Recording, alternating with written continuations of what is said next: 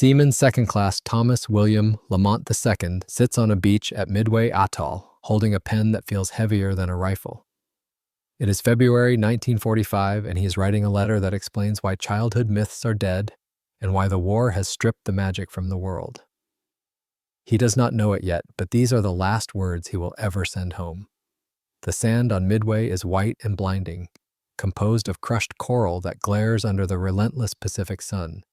The air smells of salt spray and the heavy, oily exhaust of aircraft engines turning over on the nearby airstrip. Thomas looks out at the lagoon, where the water is a deceptive, tranquil turquoise.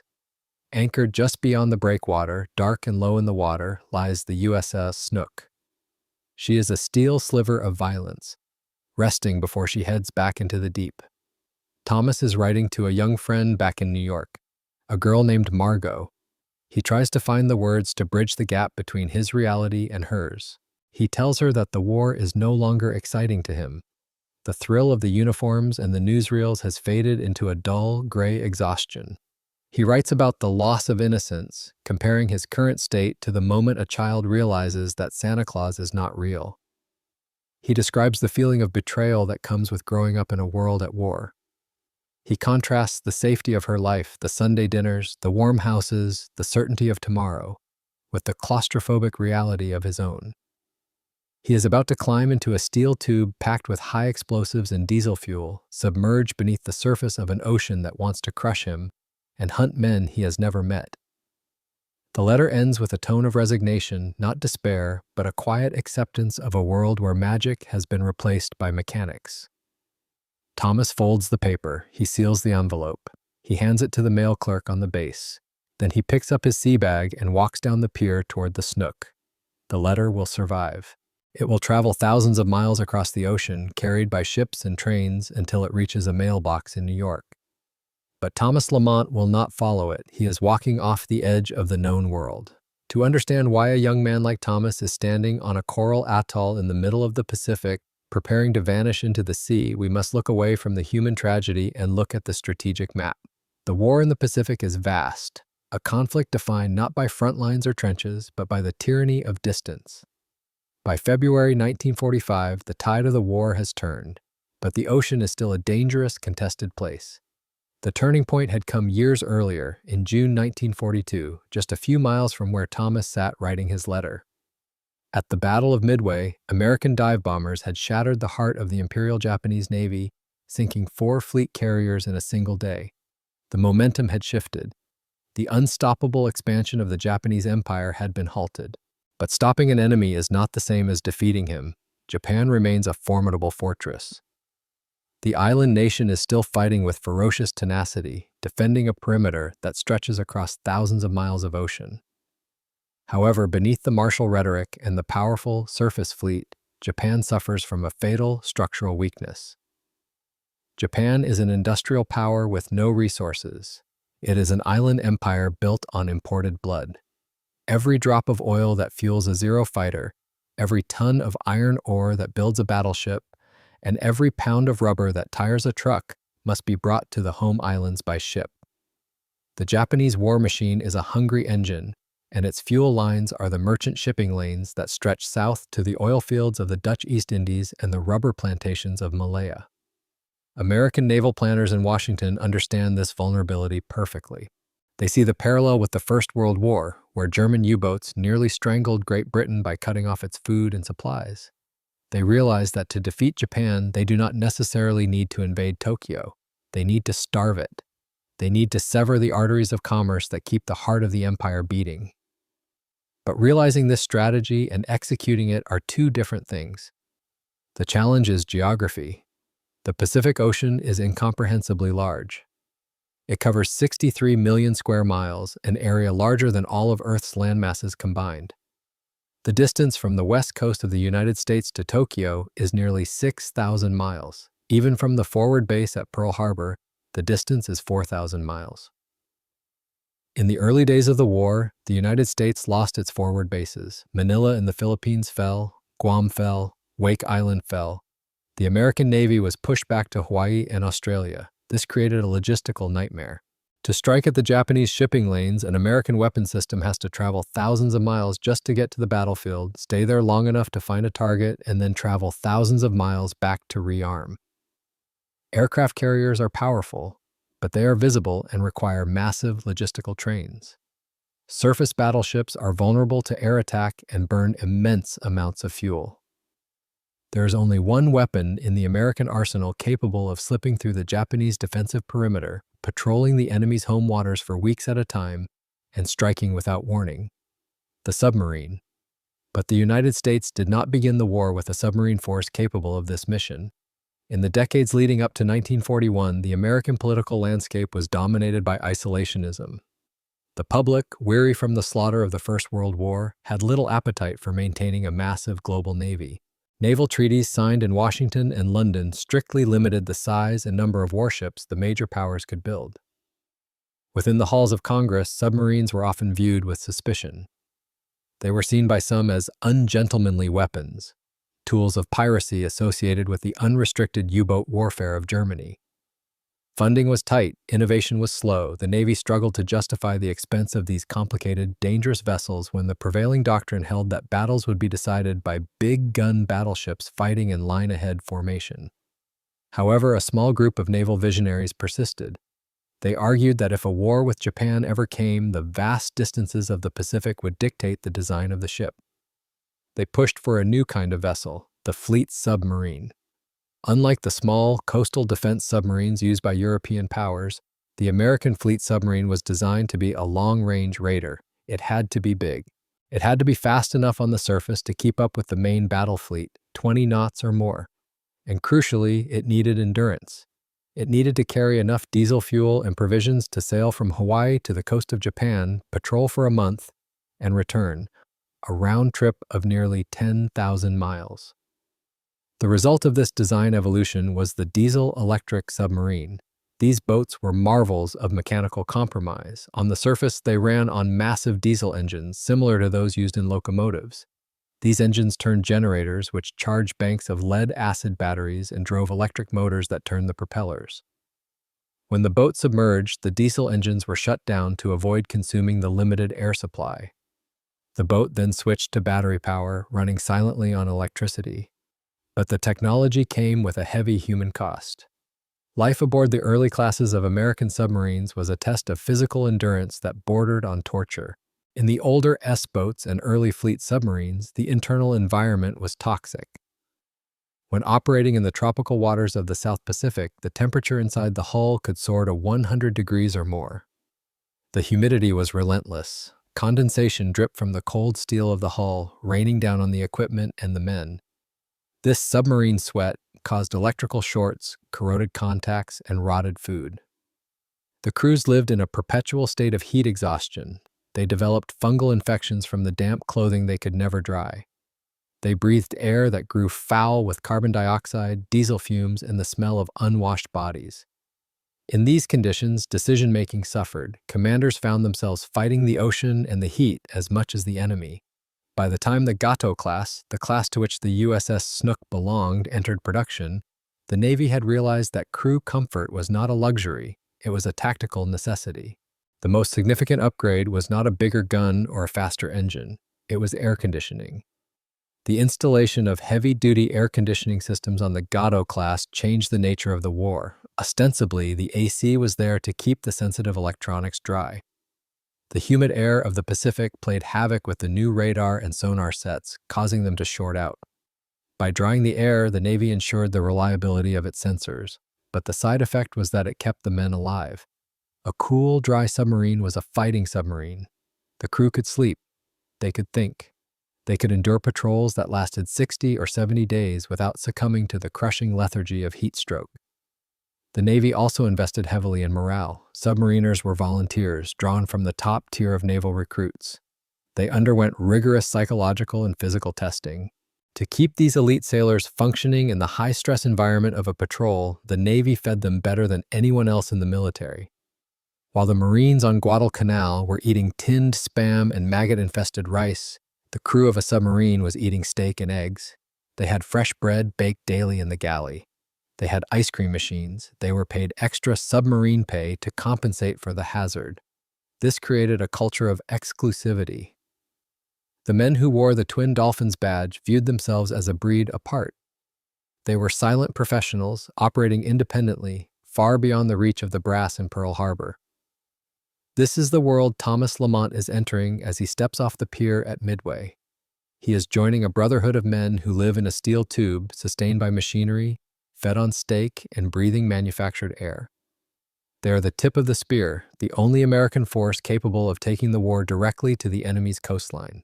But as the Snook prepares to cast off her lines, there is a shadow hanging over the fleet that no amount of air conditioning or good food can dispel. The submarine force has spent the first 2 years of the war fighting a battle against its own weapons.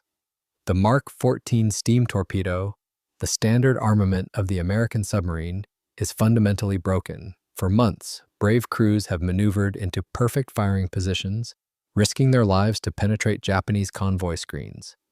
They have fired torpedoes that ran straight and true, only to see them bounce harmlessly off the hulls of enemy ships. They have seen torpedoes run too deep, passing underneath the targets. They have watched in horror as torpedoes circled back, threatening to sink the submarine that fired them. The institutional denial regarding the Mark 14 is a scandal that has cost American lives and allowed countless Japanese ships to escape. The Bureau of Ordnance in Washington blamed the captains, claiming they were firing incorrectly. The captains blamed the weapon. It has taken years of painful trial and error, field tests conducted by desperate crews, and unauthorized modifications to finally fix the problems. By early 1945, the torpedoes aboard the Snook are reliable, but the memory of the failures lingers. The veterans aboard remember the frustration of the thud instead of the boom. They know that in this war, technology can betray you just as easily as the enemy can find you. The USS Snook is a product of this long, painful evolution. She is a Gato-class boat, hull number built to correct the mistakes of the past. She is 311 feet long, displacing 1,500 tons on the surface. She carries 24 torpedoes and a deck gun. She is faster, deeper diving, and more lethal than the boats that started the war. But she is still fragile. A single depth charge, a single mine, or a single mechanical failure can turn her into an iron coffin. As the lines are singled up and the diesel engines rumble to life, vibrating the deck plates under Thomas Lamont's feet, the strategic picture fades away. The map of the Pacific, with its grand distances and supply lines, disappears. The world shrinks down to the size of the boat. There are 84 men aboard. They are leaving the sunshine of Midway for the gray, cold waters of the Kuril Islands and the South China Sea. They are leaving the world of Sunday dinners and letters home. They are entering the silent world where the only thing that separates life from death is the integrity of a pressure hull and the skill of the man looking through the periscope. The Snook moves away from the pier, her bow cutting the turquoise water of the lagoon. Thomas takes one last look at the atoll, at the birds circling overhead, at the mailbag that contains his letter to Margot. Then the order comes to clear the bridge. He climbs down the hatch. The heavy steel cover clangs shut. The locking wheel spins. The sun is gone. The Snook is sealed. The patrol has begun. And somewhere in the vast, indifferent Pacific, history is waiting to swallow them whole. Before the USS Snook ever fires a shot in anger, her crew must contend with a betrayal that originates not in Tokyo, but in Rhode Island. The American submarine force enters the Second World War with the most advanced fire control computers in the world, the best trained crews, and the finest diesel engines. But the spear tip of this technological marvel, the Mark 14 steam torpedo, is fundamentally broken. The Mark 14 is a complex machine costing $10,000 apiece in 1940s currency, roughly equivalent to 5 new automobiles. It is designed to be a smart weapon, capable of holding a precise depth and detonating beneath the keel of an enemy ship, breaking its back with a massive hydraulic hammer blow. The engineers at the Naval Torpedo Station in Newport are convinced it is perfect. They have tested it in the calm waters of Narragansett Bay using dummy warheads. They have declared it the ultimate weapon. But war is not a laboratory test. When American submarines begin their patrols in 1942, commanders immediately notice something wrong. They set up perfect attacks. They close to within 1,000 yards. They fire at broadside targets. They listen for the explosion. Instead, they hear nothing. Or worse, they hear the sickening metallic clang of a 3,000-pound steel tube impacting the hull of a Japanese freighter and failing to detonate. The problems are threefold, creating a cascade of failure that haunts the early patrols. First, the torpedoes run too deep. The pressure sensors used to calibrate depth were tested in the Atlantic, but the Pacific Ocean has different salinity and temperature gradients. In the combat zone, a torpedo set to run at 10 feet often runs at 20 or 25 feet, passing harmlessly beneath the target. Second, the magnetic exploder is a liability. The Mark VI exploder mechanism is designed to sense the magnetic field of a steel ship and detonate the warhead as it passes underneath. But the Earth's magnetic field fluctuates depending on latitude. Near the equator, where much of the fighting takes place, the exploders are unstable. They detonate prematurely, hundreds of yards from the target, alerting the enemy and forcing the submarine to dive for its life.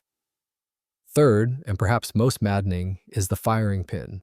When a captain, frustrated by the magnetic failures, orders his crew to disable the magnetic feature and rely on contact hits, the torpedoes still fail. The firing pin mechanism is fragile. If a torpedo strikes a ship's hull at a perfect 90-degree angle, the force of the impact jams the firing pin guides before the pin can strike the primer. The torpedo crushes its own nose cone without exploding. Paradoxically, only a glancing hit, a bad shot, will trigger the detonator. For the first 2 years of the war, this reality creates a crisis of confidence. Submarine commanders return to Pearl Harbor and Fremantle with empty tubes and no sinkings to report. They are furious. They write blistering patrol reports describing perfect setups and dud hits. But the Bureau of Ordnance in Washington refuses to accept the data. They blame the captains. They claim the firing solutions are wrong. They accuse the submarine force of incompetence. It is a battle of institutional inertia against operational reality. It takes brave commanders conducting unauthorized field tests, firing live torpedoes against cliff faces and fishing nets, to finally prove the defects and force a redesign. This is the tactical environment into which the USS Snook is born. She is not entering a war where the tools are guaranteed to work. She is entering a conflict where her primary weapon is as dangerous to her mission as the enemy destroyers. While the torpedo controversy rages in the Pacific, the Snook begins her life in the cold, industrial clamor of the Portsmouth Naval Shipyard in Kittery, Maine. On April 17, 1942, just months after the attack on Pearl Harbor, her keel is laid. The shipyard is running 24 hours a day. Under the glare of arc lights that turn the night shift into a flickering twilight, thousands of workers swarm over the building ways. They are building the Gato class, the first mass-produced fleet submarines designed to take the fight to the enemy's home waters. The construction of the Snook is a marvel of rapid industrialization. In peacetime, building a submarine of this complexity might take 2 or 3 years. The Snook goes from a flat plate of steel to a launched hull in less than 6 months. She slides down the ways into the Piscataqua River on August 15, 1942. She is named for the Centropomus undecimalis, the snook, a voracious, aggressive game fish found in the tropical waters of the Atlantic and Caribbean. The naming convention is strictly adhered to. American submarines are named after fish and marine creatures. It is a tradition that connects these mechanical leviathans to the organic predators they emulate. The Snook, designated SS-279, is a formidable machine. She measures 311 feet from bow to stern. On the surface, she displaces over 1,500 tons. Her pressure hull is fabricated from high-tensile steel, designed to withstand the crushing weight of the ocean at depths of 300 feet. Though her crew will inevitably push her deeper when the depth charges start falling. Her propulsion plant is a testament to American diesel engineering. 4 massive diesel engines, built by Fairbanks Morse or General Motors, generate over 5,000 horsepower. These engines do not drive the propellers directly. Instead, they turn electrical generators, which feed power to high-speed electric motors that drive the shafts. This diesel-electric drive gives the Gato class immense flexibility and redundancy. When she dives, she draws power from 2 massive batteries, each consisting of 126 cells. These batteries, located in the lower decks, are the ticking clock of the submerged submarine. They provide the energy to creep silently underwater, but their capacity is finite. At high speed, they can be drained in an hour. At creeping speed, they can last up to 48 hours. Managing this energy budget is the primary obsession of the engineering crew. But a submarine is more than steel and batteries. It is a habitat for 80 men. The Snook represents a significant leap forward in habitability compared to the pre-war boats, but life aboard her is still a study in claustrophobia. Every cubic inch of space is utilized. Valves, pipes, and cable runs cover every bulkhead. The crew sleeps in tiers of bunks, often hot racking, where 3 men share 2 bunks, rotating them as they go on and off watch.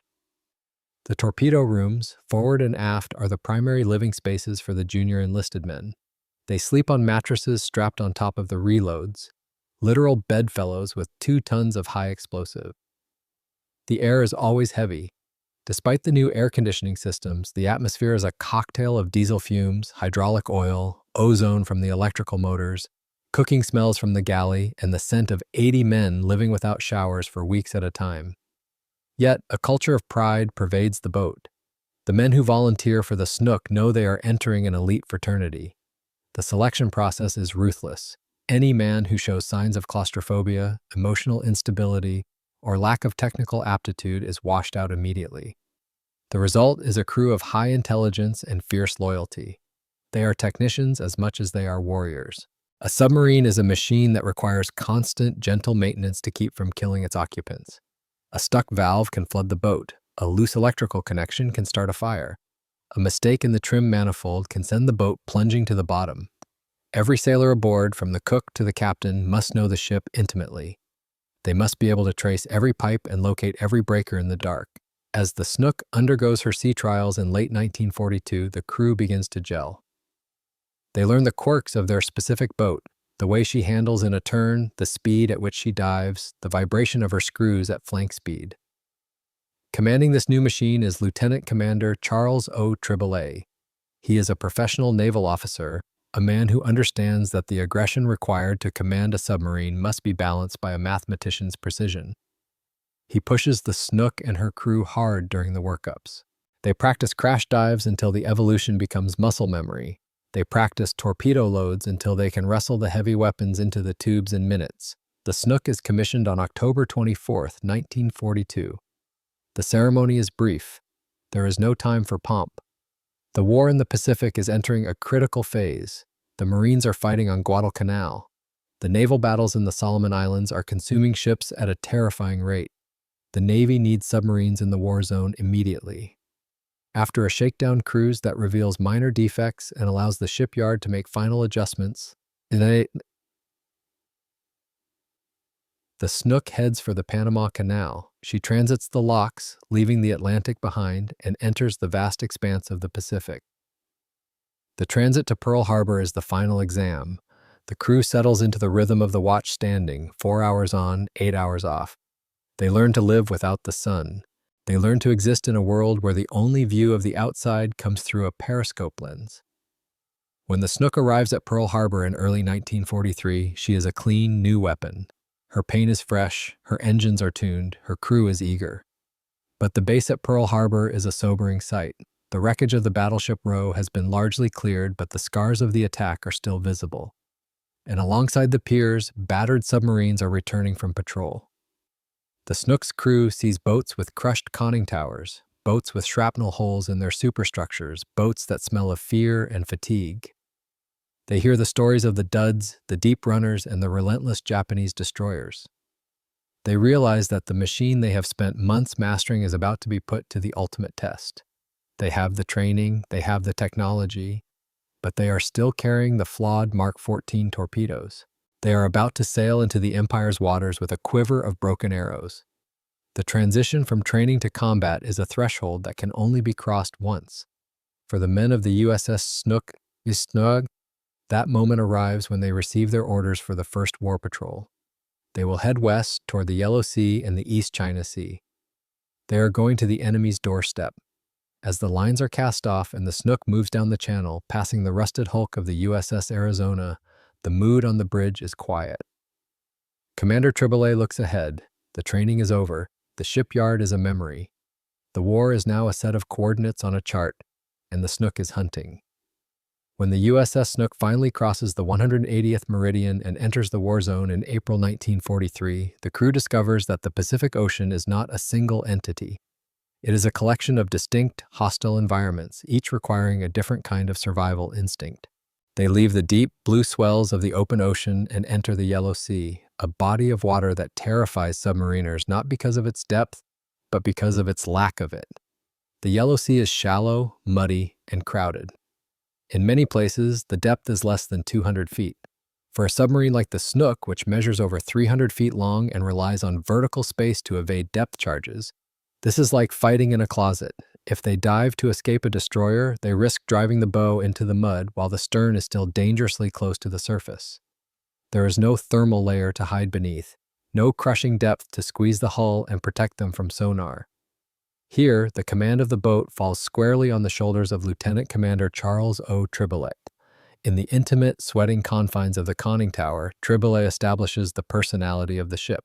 He is a professional officer, possessing a temperament that balances the necessary aggression of a hunter with the cold calculation of an actuary. He knows that a submarine commander who is too cautious achieves nothing, but one who is too reckless achieves a posthumous medal and a letter to his wife. Triboulet understands that his crew is green. They are well-trained technicians, but they have never heard a depth charge detonate in anger. They have never felt the boat shudder as a destroyer passes overhead, the sound of its screws sounding like a freight train on a gravel track. He drills them relentlessly. He insists on silence not just as a tactic, but as a discipline. When the Snook is submerged, the ship becomes a library. Men walk in stocking feet. They speak in whispers. They ease watertight doors shut rather than letting them clang. The first mission is not a glorious torpedo attack, but a clandestine mining operation. This is the unglamorous, high-risk work of the silent service. The Snook creeps toward the coast of Japanese-occupied China near the port of Dalian. In the pitch blackness of the underwater night, they eject Mark 12 mines from the torpedo tubes. It is precise, nerve-wracking work. They are planting explosives in the enemy's driveway, hoping to sink ships they will never see. But mines are passive weapons, and the Snook was built to hunt. As the patrols continue through the summer and autumn of 1943, the Snook transitions from a mine layer to a predator. The learning curve is steep and violent. The crew learns to trust their radar, a technological edge that allows them to see through the thick fogs that blanket the northern Pacific. They learn to conduct surface attacks at night, using their low silhouette and high speed to slash through Japanese convoys before diving to safety. They also learn the bitter reality of the torpedo scandal firsthand. On her early runs, the Snook fires shots that should be kills. The geometry is perfect, the range is short, but the explosions do not come. The hydrophones record the heartbreaking sound of the torpedo impacting the steel hull of a freighter, a dull, heavy thud, followed by silence. Triboulet does not let frustration turn into paralysis. He adapts. He orders his torpedo men to check and recheck the firing mechanisms. He modifies tactics to favor shots that are less likely to glance off. And slowly, as the Bureau of Ordnance finally begins to fix the weapons, the Snook begins to score. The sinkings start as individual events, a freighter here, a tanker there. The crew paints silhouettes on the side of the conning tower, graphic scorecards of their success, but with each sinking comes a deeper understanding of what they are doing. They are not shooting at targets, they are destroying complex machines filled with men. This reality hits with devastating force on February 8, 1944, during the Snook's fifth war patrol. By this time, the war has changed. The Japanese merchant marine, decimated by the relentless pressure of the American submarine offensive, has begun to herd its ships into large protected convoys. They are surrounded by destroyers and sub-chasers moving in zigzag patterns to throw off aim. To attack a convoy is to enter a hornet's nest. The Snook intercepts a massive convoy in the East China Sea. The radar screen is cluttered with blips, 13 merchant ships guarded by heavily armed escorts. It is a target-rich environment, but it is also a death trap. If Triboulet makes a mistake, the escorts will converge and pound the Snook into scrap. Triboulet chooses aggression. Under the cover of darkness, he takes the Snook into the middle of the formation on the surface. It is a daring maneuver, relying on the confusion of the enemy and the speed of the Gato-class diesels. Through the periscope, the targets loom as black mountains against the starlit horizon. One ship stands out. It is the Lima Maru, a massive passenger cargo vessel of nearly 7,000 tons. She is riding high in the water, but she is heavy. Intelligence and the visual profile suggest she is a troop transport, a priority target. Inside the Lima Maru, the reality is a nightmare of overcrowding. The ship is carrying the Imperial Japanese Army's 19th Infantry Regiment. Nearly 3,000 soldiers are packed into the holds, sleeping on temporary wooden bunks surrounded by their equipment. They are reinforcements destined for the front lines, men who are expected to fight American Marines on some distant island. Tribolus sets up the shot. The firing solution computer, the torpedo data computer, whirs as it calculates the intercept. The gyro angles are set. Fire 1, Fire 2, Fire 3. The Snook shudders as the torpedoes leave the tubes. Compressed air vents into the ship, momentarily raising the pressure in the conning tower. The crew waits. The stopwatches tick. The torpedoes run hot, straight, and normal.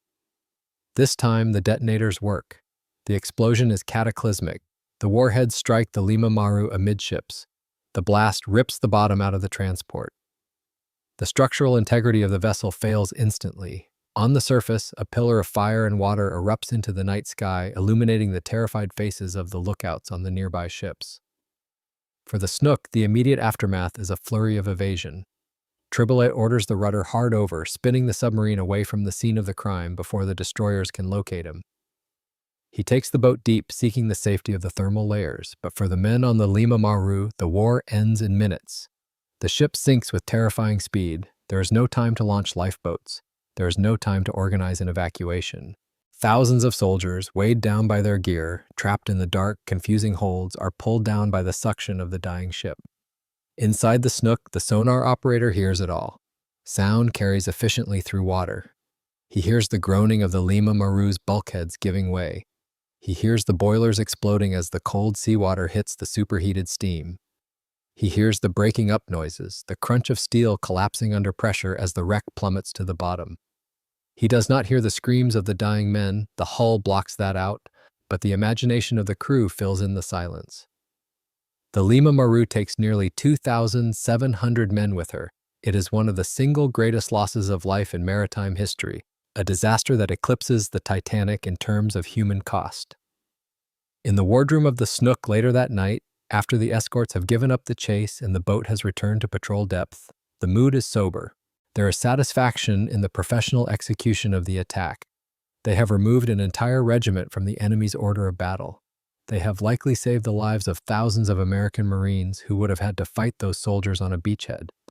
But the scale of the destruction introduces a moral weight that hangs heavy in the air. This is not dueling with another warship. This is industrial slaughter. The men of the Snook are realizing that their role in this war is to be the executioners of the ocean. They strike from the dark, kill by the thousands, and vanish. Commander Tribolite maintains the discipline.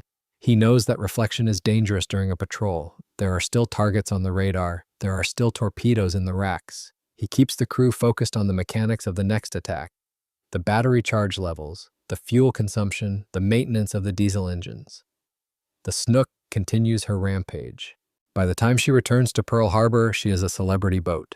She flies a battle flag covered in symbols, Japanese rising suns for merchant ships, smaller flags for escorts. The Navy press officers take photos of the smiling crew on the deck. They are hailed as heroes, the Avengers of Pearl Harbor. But the men look different in the photos than they did a year ago. The green look is gone. Their faces are thinner, their eyes older. They have the 1,000-yard stare of men who have lived under crushing pressure and listened to ships break apart in the deep. The Wolf has been educated. The Snook is now a lethal, efficient weapon of war. The torpedoes work. The tactics are sound. The leadership is solid. But the ocean is vast, and the law of averages is a cruel mathematician. Every successful patrol increases the confidence of the crew, but it also brings them closer to the day when the hunter becomes the hunted. As the Snook refits for her next run, the crew changes. Some veterans transfer out, taking their experience and their ghosts with them. New men transfer in. Among them will be Thomas Lamont, fresh from his letter writing on Midway, bringing his disillusionment to a boat that has already seen too much. They are heading back out, and out there, in the shipping lanes south of Formosa, a tragedy is waiting that will dwarf the sinking of the Lima Maru. It is a tragedy that will blur the lines between friend and foe and test the sanity of every man who wears the dolphin pin. The war is about to get darker. War is a machine that consumes parts, and by late 1944, the USS Snook is in need of new components. The steel hull remains strong, the diesels are overhauled and humming, but the human element is wearing thin. The men who have survived 5, 6, or 7 war patrols are different now. They move with a quiet economy of motion. They startle easily at loud noises when ashore. They drink with a desperation that alarms the new recruits. The Navy understands the physics of human erosion. To keep a submarine fighting, you cannot simply refuel the tanks. You must rotate the souls. As the Snook sits pier-side in Pearl Harbor during her refits, a silent exchange takes place. The veterans, men who have seen the depth gauge needle slip into the red zone, men who have heard the hull scream under pressure, pack their sea bags and transfer to shore duty or new construction. They take their memories and their survivors' guilt with them. In their place, a new generation arrives. These are the replacements, the boots. They are eager, trained to the razor's edge of technical proficiency, but they are innocent of the specific terror of the deep. Among them is Seaman Second Class Thomas William Lamont II. Thomas is an anomaly in the enlisted ranks. He is a Harvard man, educated in the ivy-covered halls of the Northeast elite. He had the pedigree and the intelligence to apply for the officer corps, to spend the war in a clean uniform on a bridge or behind a desk in Washington. Instead, he chose the hard way. Driven by a romantic, almost Hemingway-esque desire to see the war at its most elemental level, he refused the officer program. He wanted to be close to the machinery. He wanted to be one of the men. He arrives aboard the Snook in the autumn of 1944, carrying his sea bag and the weight of his own expectations. He finds a boat that is a legend in the fleet. The Snook is a killer. Her battle flag is crowded with symbols. The crew walks with a swagger that comes from knowing they are the apex predators of the Pacific. But beneath the bravado, Thomas senses the tension. The veterans watch the new guys with skepticism. In a submarine, a mistake by the newest man kills the oldest man just as dead. Trust must be earned in the dark. While Thomas learns the location of every valve and breaker, the strategic context of the war is shifting into its darkest phase. The American forces are closing in on the Philippines. General Douglas MacArthur is preparing to fulfill his promise to return. The Japanese Empire, shrinking and desperate, faces a logistical crisis. They have thousands of prisoners of war, Americans, British, Australians, and Dutch, captured during the fall of Bataan, Corregidor, and Singapore. These men are starving skeletons, slave laborers who have survived years of brutality. As the American perimeter tightens, the Japanese High Command orders these prisoners move closer to the home islands to work in mines and factories. To transport them, they use the only assets they have left, battered, rusty merchant ships. These vessels become known as the Hell Ships. The conditions aboard are horrific. Men are packed into cargo holds so tightly they cannot sit or lie down. There is no sanitation, no ventilation, and almost no food. But the ultimate crime is not the conditions inside, it is the markings on the outside. Under the Geneva Convention, ships carrying prisoners of war or hospital patients must be clearly marked. They should be painted white with large red crosses or illuminated at night, signaling to the enemy, "Do not shoot." The Japanese military refuses to mark the ships. They treat the prisoners as strategic cargo, indistinguishable from crates of ammunition or drums of oil. They send these unmarked ships into the heart of the submarine war zones, unprotected and anonymous. This decision sets a trap for the American submarine force. It turns their greatest strength, their aggression, into a potential instrument of fratricide. On October 24, 1944, the USS Snook, now part of a wolf pack operating in the Luzon Strait, intercepts a convoy. The location is critical. The American invasion fleet is approaching Leyte Gulf. The Japanese are rushing reinforcements to the Philippines. The Snook's mission is to stop them.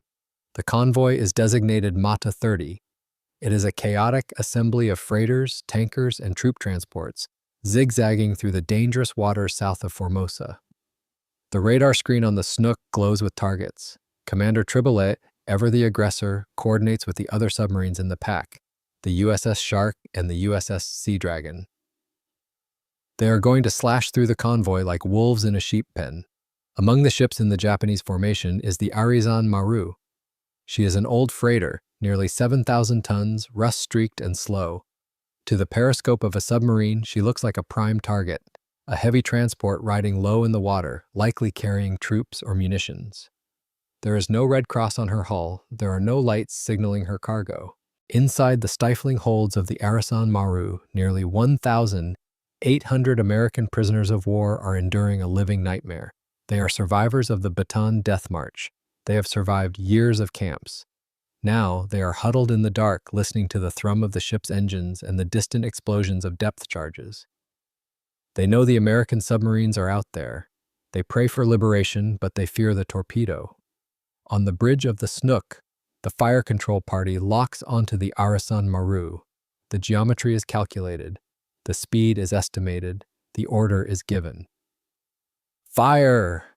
The torpedoes streak away. They run hot and true. The impact is devastating. The warheads strike the Arizan Maru amidships. The explosion buckles the hull plates and shatters the bulkheads. The ship shudders violently and begins to list. On the surface, it is a tactical victory. Another Japanese transport has been stopped. The supply line to Leyte has been cut. Below decks, it is an apocalypse. The explosion kills many prisoners instantly.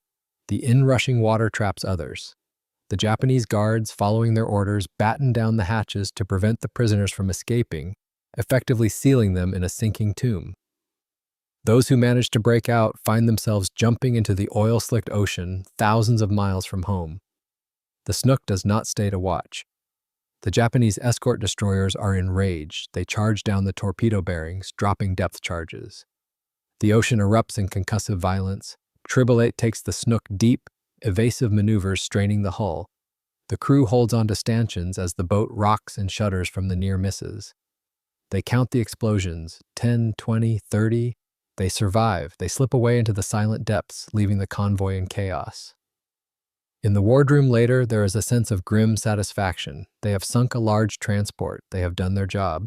Thomas Lamont and the other new crew members have been blooded. They have heard the depth charges and survived. They are real submariners now. They do not know. The tragedy of the Arizan Maru is one of the darkest secrets of the Pacific War. Of the nearly 1,800 prisoners aboard, only 9 survive.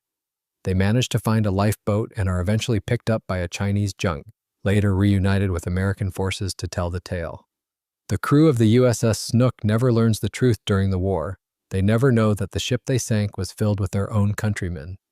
The Navy eventually pieces together the intelligence, but such information is compartmentalized, hidden away in classified files to preserve morale. How do you tell a crew that their perfect shot killed 1,800 Americans? You don't. You pin a medal on the captain and send them back out. This is the fog of war.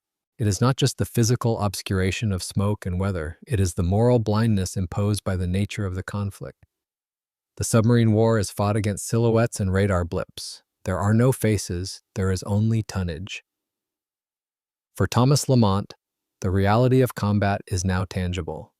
He has felt the adrenaline of the attack and the terror of the depth charging. He has seen the greased pencil marks on the chart that signify a sunken enemy. But he is spared the knowledge of the Arizan Maru. His innocence is gone, replaced by the hardening of a combat veteran, yet he remains innocent of the specific horror he helped inflict. The Snook returns to base, refits, and prepares for the next patrol. The cycle continues. But the ocean feels different now. It is crowded with ghosts. The hell ships continue to sail, unmarked and deadly, a moral minefield that the American submarines must navigate blindly. As 1944 bleeds into 1945, the command of the Snook changes hands. Commander Triboulet, the aggressive wolf who taught the boat to hunt, is rotated out. He has done his time, he has survived the odds. He hands the boat over to a new skipper, a man of a different temperament. Commander John F. Walling is a Naval Academy graduate, a professional, but his letters reveal a man who thinks deeply about the cost of what he is doing. He takes command of a boat that is tired, manned by a crew that is a mix of traumatized veterans and eager replacements like Lamont. They are heading toward the end of the war, but the end is the most dangerous time. The Japanese Navy is beaten, but it is not dead. Its desperation makes it unpredictable. The easy targets are gone. The convoys are smaller, harder to find, and defended by fanatics who know the war is lost and want only to take as many Americans with them as possible. Thomas Lamont sits in the crew mess, writing another letter, perhaps trying to explain the unexplainable to his friend in New York. He is now part of the history he once observed from a distance. He is inside the machine, and the machine is moving toward a set of coordinates in the South China Sea where the silence will become permanent. War changes the geometry of leadership. In the beginning, the submarine force needed aggressive, reckless pioneers. Men like Charles Triboulet, who were willing to take a new machine into uncharted waters and rewrite the rulebook with torpedoes. But by late 1944, the war has evolved. The frenetic, desperate clashes of the early years have given way to a grinding, industrial siege. The enemy is wounded, cornered, and dangerous. To survive this phase, the USS Snook requires a different kind of captain. She finds him in Commander John Frederick Walling. Walling is a study in contrast to the wolf archetypes of the early war. He is a United States Naval Academy graduate, class of 1936, a professional officer trained in the rigid traditions of the service. But beneath the gold braid and the Annapolis polish lies a man of profound introspection. While many commanders treat the war as a sport or a crusade, Walling treats it as a tragedy that must be managed with precision. His letters home reveal a mind that is constantly processing the duality of his existence. He writes to his wife not of glory or hatred for the Japanese, but of the strange, terrible beauty of the Pacific. He describes the phosphorescence of the wake at night, the color of the sky during a typhoon, and the crushing loneliness of command. He confesses to a deep homesickness, a longing for the quiet solidity of land that stands in stark opposition to the fluid, metallic world he inhabits. He is a philosopher warrior, a man who kills because it is his duty, not because it is his nature. When Walling takes command of the Snook in the fall of 1944, the boat is tired. She has conducted 6 war patrols. Her pressure hull has been compressed and expanded hundreds of times. Her diesels have run for thousands of hours. The crew, too, is a mixture of exhausted veterans and wide-eyed replacements like Thomas Lamont. The crew watches the new skipper closely. In a submarine, the captain is not a distant figure on a bridge. He is 3 feet away in the control room. They see him sweat. They hear the timbre of his voice when the depth charges fall. They need to know if the philosopher can fight. Walling answers that question on the Snook's 7th War Patrol. They depart Pearl Harbor and head for the Luzon Strait in the South China Sea. This is the jugular of the Japanese Empire. The targets here are not lone freighters, but heavily guarded convoys attempting to reinforce the Philippines and the home islands. Walling's tactical style is distinct. He is methodical. He does not charge in blindly, he stalks. He uses the radar, now a highly advanced instrument compared to the early war sets, to map the convoy's zigzag patterns. He calculates the intercept with mathematical rigor. When the moment comes to strike, the introspection vanishes. Walling transforms into a cold, efficient executioner. During the 7th patrol, the Snook rampages through the Japanese shipping lanes. Walling coordinates attacks with other submarines, displaying a mastery of the wolf pack tactics that rely on communication and timing. He sinks ship after ship. The Snook claims victory over transports, tankers, and freighters. For Thomas Lamont and the junior crewmen, this patrol is a validation. They see that their quiet, thoughtful captain is lethal. The tension in the boat relaxes. They know they are in good hands. They are serving under a man who understands the risks and refuses to spend their lives cheaply. But the success of the 7th patrol masks a growing problem. The Snook is becoming too good at her job. The American submarine force as a whole has been too successful. By the time the Snook departs for her 8th war patrol, the Pacific Ocean is becoming empty. The Japanese merchant marine has been decimated. The thousands of ships that once carried oil and rubber to Tokyo are now rusting on the bottom of the sea. The few that remain are hugging the coastlines, moving only at night, hiding in shallow bays where submarines cannot follow. The 8th patrol becomes a psychological ordeal of a different kind. It is not the terror of combat. It is the torture of boredom. The Snook prowls her assigned sector near the Kuril Islands, north of Japan. The water here is gray and freezing. Fog banks roll in and stay for days, blinding the periscope. The radar sweeps endlessly, painting the green ghosts of rain squalls and islands, but finding no ships. Day after day, the logbook records. No contacts. For the crew, this inactivity is corrosive. A submarine is designed for action. When there are no targets, the mind turns inward. The men obsess over small grievances. The food, usually excellent, begins to taste bland. The smell of diesel and sweat, usually ignored, becomes suffocating. Walling feels the burden of the empty sea. He knows that a bored crew is a dangerous crew. He keeps them drilled. He runs maintenance checks. He maintains the discipline of the watch. But he also feels the futility of hunting a ghost fleet. He writes in his private logs about the strangeness of sailing through an ocean that has been swept clean of the enemy. The silence of the 8th Patrol is heavy with foreboding. It feels like the calm before a final storm. The war is winding down, closing in on the Japanese home islands, compressing the violence into a smaller and smaller geographic area. When the Snook returns to Midway Atoll after the 8th Patrol, the relief is palpable. They haven't sunk much, but they have survived. They have brought the boat back. Midway in early 1945 is a busy, noisy way station. It is no longer the frontline battlefield of 1942. It is a logistical hub, a place of rest and refit. The Snook ties up alongside the submarine tender USS Bushnell. The refit period is frantic. The Snook is showing her age. The engineers swarm over the engines, replacing worn liners and pistons. The electricians chase ground faults in the miles of cabling. The hull technicians check the seals on the hatches and the induction valves. While the boat is being healed, the men try to heal themselves. They spend their days on the white sand beaches of the atoll. They play baseball. They drink warm beer at the Goonie Bird Club. They try to forget the smell of the boat. It is during this interval that Thomas Lamont finds himself sitting on the beach, writing the letter that will become his epitaph. He looks at the Snook resting in the lagoon, and he sees her not just as a machine, but as a home and a prison. He has grown up inside her hull. He has seen death through her periscope. He has heard the ocean try to crush her ribs. Walling, too, uses this time to reflect. He knows the next patrol will be different. The orders are coming down from COMSUB-PAC, Commander Submarine Force, Pacific Fleet. The Snook is not going back to the empty waters of the North. She is going to the Empire.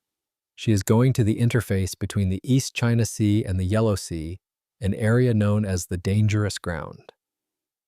The intelligence briefing is sobering. The Japanese, desperate to protect their last supply lines from the Asian mainland, have concentrated their remaining anti-submarine assets in this zone. They have deployed new minefields. They have aircraft patrolling from bases in China and Formosa. They have aggressive destroyer escorts that hunt in packs. Walling knows that the easy war is over. The targets that remain are the hardest ones to kill. As the refit nears completion, the Snook takes on stores. The crew loads thousands of pounds of fresh beef, crates of vegetables, and sacks of flour. They load 24 Mark 18 electric torpedoes, the newer, silent weapons that leave no wake. They load fuel and fresh water. The crew that assembles on the deck for the departure is a hardened unit. The new men who joined with Lamont back in 1944 are now veterans. They wear their dolphins with the casual arrogance of survivors. They trust Walling. They trust the boat. But there is a specific, heavy atmosphere that hangs over a submarine leaving for its 9th patrol. The law of averages is a specter that stands on the bridge with the lookouts. 8 times the Snook has gone out and come back. She has dodged depth charges, aircraft bombs, and malfunctions. How many times can you roll the dice before they come up snake eyes? On a bright morning in late March 1945, the lines are singled up. The diesel engines cough to life, sending plumes of blue smoke into the tropical air. The tender's band plays on the pier, a tradition that feels increasingly surreal as the war drags on. Commander Walling stands on the bridge, his binoculars around his neck. He looks down at the crew handling the lines. He looks back at the island, perhaps thinking of the letters he has sent, the wife he misses, the future he hopes to have. He gives the order, cast off all lines. The gap between the submarine and the pier widens. The Snook backs out into the channel, turns her bow toward the open sea, and begins the long transit west. Thomas Lamont stands on the deck for the maneuvering watch, feeling the vibration of the engines through his shoes. He watches Midway recede until it is just a smudge on the horizon. Then the order comes to clear the bridge. He drops down the hatch. The sun disappears. The heavy steel cover swings shut and is dogged down. The pressure inside the boat equalizes with a pop in the ears. The Snook is sealed. She is a self-contained world of 84 souls, moving toward a rendezvous with history at a set of coordinates near 18 degrees north latitude. The philosopher commander and his crew are heading into the silence, and this time the silence will not end. On March 25, 1945, the USS Snook departs Guam, her final port of call. She has topped off her fuel tanks and loaded her last provisions. She is heading north-northwest toward the interface of the South China Sea and the East China Sea, a patch of ocean known as the dangerous ground. The orders in Commander Walling's safe are explicit. He is to join a coordinated attack group, a wolf pack operating in the approaches to the Luzon Strait and the coast of China. The strategic noose is tightening around Japan. American aircraft carriers are pounding the airfields of Kyushu. B-29 superfortresses are firebombing Tokyo. The Imperial Navy is a broken remnant hiding in port, but for a submarine, a cornered enemy is often the most lethal.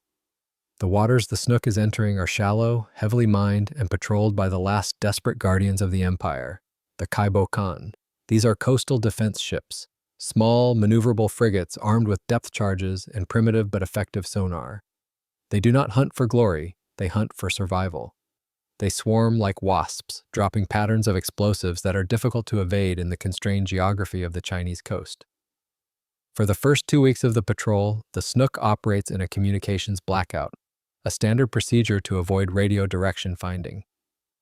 On April 8th, she breaks silence briefly to report her position to the Wolfpack commander aboard the USS Tigroni. The message is routine. Snook is at 18 degrees 40 minutes north, 111 degrees 39 minutes east. Her machinery is functioning. Her crew as well. She is hunting. It is the last time any human being will ever hear from the USS Snook. The silence that follows is not immediately alarming. Submarines are solitary creatures. They miss rendezvous. Their radios fail. Atmospheric conditions scramble transmissions. The commander of the Tigrone, Commander Hiram Cassidy, waits. He assumes Walling is chasing a contact or keeping his head down while enemy aircraft patrol overhead. But as the days pass, the silence gains a weight and texture that every submariner recognizes. It changes from operational silence to something colder. On April 12th, the Tigroni attempts to raise the Snook again. No answer. On April 16th, the British carrier Task Force 37, launches airstrikes against the Sakishima Gunto Islands. The area is swarming with Allied planes and Japanese kamikazes. It is a chaotic, three-dimensional battlefield where a submarine on the surface is at risk from friend and foe alike. By April 20th, the Tigroni is broadcasting urgently. Snook, report. Snook, acknowledge. The frequencies are empty. The ocean at 18 degrees north is a blank slate. In the decades since 1945, naval historians and Japanese archivists have tried to piece together the final hours of the Snook. The ocean is excellent at hiding the truth, but military bureaucracies are excellent at recording the attempt to kill. The most probable explanation lies in the logs of the Japanese Coastal Defense Force. On April 14, 1945, a group of Kaibokan, specifically the Okinawa CD-8 and CD-32, reported making sonar contact with a submerged American submarine roughly 150 miles east of Hainan Island. The Japanese report is clinical. They detected a target. They established a firing solution. They executed a coordinated depth charge attack. They dropped patterns of explosives set to detonate at varying depths, creating a crushing shockwave designed to buckle hull plates and rupture hydraulic lines. The Japanese observers noted debris rising to the surface, an oil slick, wood, perhaps bedding. But in the chaos of anti-submarine warfare, such sightings are often wishful thinking. Debris can be ejected from a trash ejector to fool the hunters. Oil can be released deliberately. The Japanese claimed a kill, but they claimed many kills that turned out to be schools of fish or thermal layers. However, the coordinates of the attack matched the last known trajectory of the Snook perfectly. There are other theories. Some suggest she was the victim of friendly fire, accidentally bombed by a British or American aircraft that mistook her silhouette for a Japanese I-boat. Others believe she may have struck a drifting mine, a silent sentinel left over from a previous campaign. Or perhaps it was a mechanical failure, a stuck diving plane, a battery explosion, a failed weld that finally gave way after 9 patrols. The truth is that it doesn't matter which specific instrument broke the hull, the result is the same. Sometime around April 14th, the pressure hull of the USS Snook was breached. The physics of deep water took over. The ocean entered with the force of a freight train. The lights went out. The 84 men aboard, Commander Walling with his philosophical doubts, the veterans of the Lima Maru attack, and Seaman Thomas Lamont with his letters to New York, were extinguished. They did not die as soldiers die on a battlefield, surrounded by comrades and medics. They died in the crushing dark, enclosed in the machine that had been their home. There were no witnesses. There are no graves. Back in the United States, the war is rushing toward its victorious conclusion. Germany surrenders in May. The atomic bombs fall in August. The crowds gather in Times Square to kiss and throw confetti. The lights come back on all over the world. But in 84 homes across America, the lights stay dim. The process of notification is a slow, bureaucratic torture. First, a telegram arrives. It does not say dead. It says missing in action. It offers a sliver of hope. Perhaps the boat was damaged and unable to communicate. Perhaps the crew was captured. Perhaps they are stranded on a desert island. The families cling to these scenarios. They read the letters sent months ago, looking for clues. They track the dates. Margot in New York reads Thomas Lamont's letter from Midway again and again. She reads about the loss of innocence and the end of childhood myths. She wonders if he is cold. She wonders if he is afraid. As the weeks turn into months, the hope bleeds away. The Navy declares the Snook overdue, presumed lost. The status changes from missing to killed. For the families of submariners, there is a unique cruelty to this grief. There is no body to bury, there is no coffin to drape with a flag, there is no specific date of death to carve onto a headstone, there is only the date they sailed and the date the Navy stopped looking. The USS Snook becomes an eternal patrol. In the tradition of the submarine service, a boat that is lost is not considered sunk, it is simply still on patrol. It is a comforting myth, a way to wrap the horror of implosion in the cloak of duty, but for the mothers and wives left behind, it is a cold comfort. Their sons and husbands have vanished into a void that has no geography. The legacy of the Snook is not defined by the ships she sank, though her record was impressive. She sent 17 Japanese vessels to the bottom, erasing nearly 75,000 tons of enemy shipping. She was a warrior of the highest order, but her true legacy is found in the silence she left behind. She represents the cost of the victory that the rest of the world celebrated. She is a reminder that the war was not just newsreels and parades. It was a machine that consumed young men and erased them from the earth. In the final analysis, we must return to the letter Thomas Lamont wrote on the beach at Midway. He wrote about the realization that Santa Claus wasn't real, using it as a metaphor for the disillusionment of war. He wrote about the difference between the safe, sanitized world of home and the brutal reality of the front. He was right. The war stripped away the illusions. It revealed the world to be a place of indifferent violence, where a young man from Harvard could be killed by a stranger from Osaka without ever seeing his face.